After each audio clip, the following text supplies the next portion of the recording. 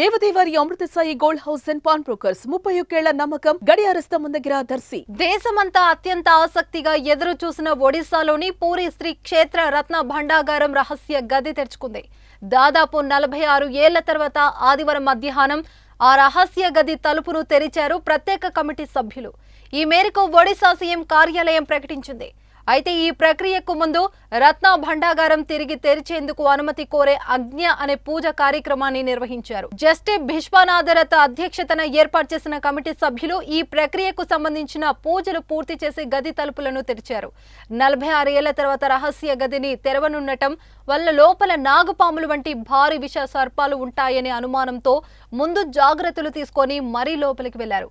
అయితే రత్న భండాగారాన్ని ఓపెన్ చేసే క్రమంలో పూరి ఎస్పీ పినాక్ మిశ్రా తీవ్ర అస్వస్థకు గురయ్యారు.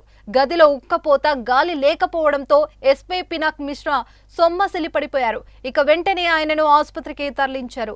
అనుకున్న ముహూర్తానికి పూరి జగన్నాథ స్వామి ఆలయంలోని రత్న భండాగారు తెరిచేందుకు అధికారులు ప్రయత్నించారు. ఇక రెండవ ద్వారం తాళం మోరాయించడంతో కాస్త ఆలస్యమైంది. చివరకు అతి కష్టంతో డోర్లను ఓపెన్ చేసి లోపలికి వెళ్లారు. ఈ క్రమంలో ఎస్పీ పినాక్ మిశ్రాకు ఊపిరి ఆడకపోవడంతో సొమ్మసిల్లి పడిపోయారు.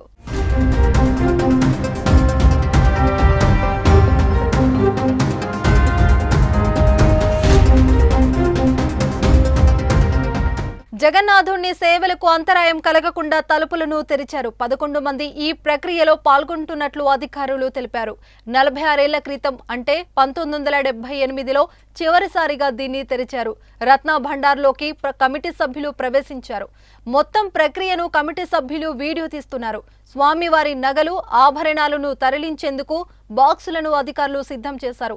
కాసేపట్లో రత్న భండాగారంలోకి ఆభరణాల లెక్కింపు తదితర ప్రక్రియను చేపట్టనున్నారు.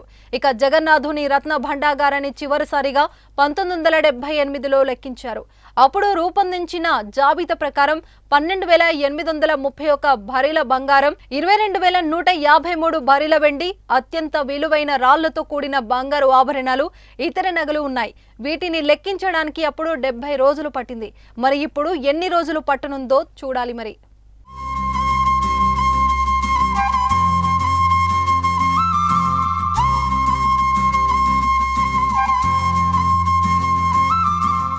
సుమన్ టీవీలో మీ పర్సనల్ అండ్ బిజినెస్ ప్రమోషన్స్ కోసం కింది నెంబర్కి కాంటాక్ట్ చేయండి.